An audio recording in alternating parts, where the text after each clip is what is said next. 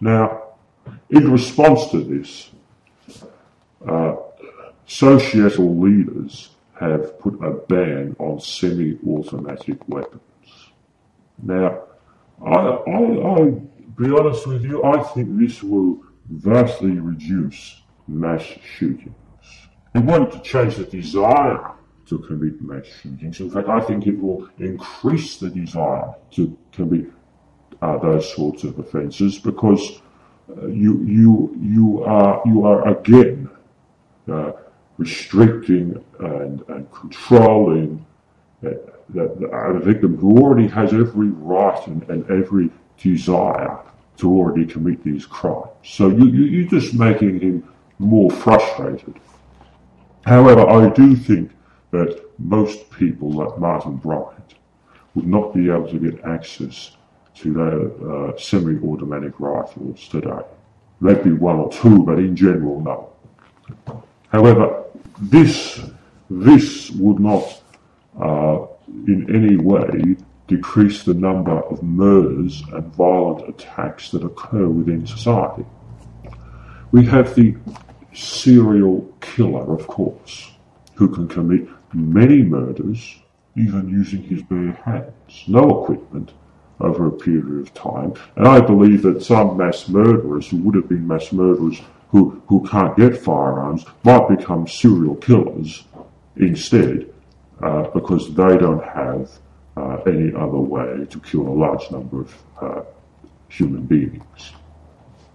Now,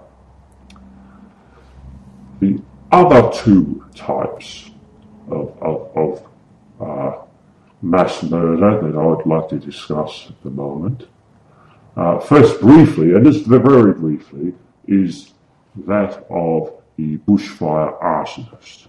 And I'm sure you know in Australia there has been a large bushfire claiming over 100 lives, allegedly lit by an individual who is now remanded in custody. Now this man, if he did indeed deliberately light this fire with the intent to murder people, he has clearly killed more people than Martin Bryant, and all he needed is a box of matches. He could have just gone down the road and to bushland on a hot day, lit a fire, and let it just turn into a blaze and kill hundreds of people. And anybody can do it. The second thing, the number two thing that I want to discuss is access to ordinary household weapons and how they can be used to convert into very serious harm. And I'm going to show you two of these items. The first item here is a standard kitchen knife. Now this isn't a very dangerous knife, this is just a standard kitchen knife. But I'm sure that most people have access to a better knife than that. But even so, this knife would suffice. And of course we have here a Phillips head screwdriver. There it is. Which both of these items are readily available to anyone. Now, if you think that stopping people having firearms is going to stop murder, you are mistaken. Now, I'm not advocating that the individual should have access to firearms. That's not the question here. I just wish to show you how basically the desire to get revenge on society will always come through. Where there is a will, there is a way. For example, imagine a suburban shopping centre car park. A 35-year-old woman, a bit stuck up perhaps, parks her car and gets out to go to the shops.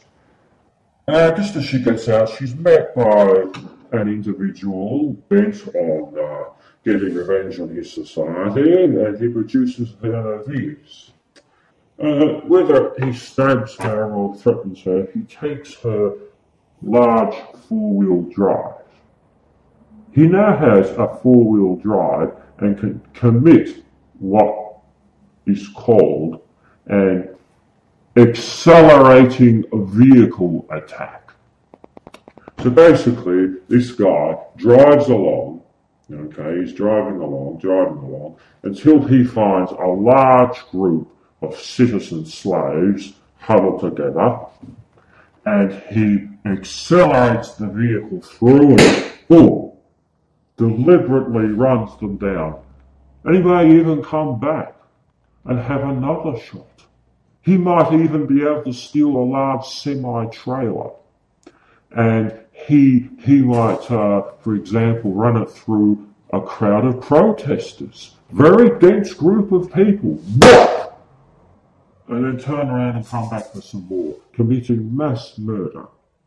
Now, he could even turn around and do a U-turn, come back, and have another shot to finish some people off. And then he could even get out of his car with whatever weaponry he had and launch further attacks, or he'll get away quickly. Now, one aspect of the accelerating vehicle attack that you may have noticed is that it's accelerated. At the point where the impact is, he's not going at full speed.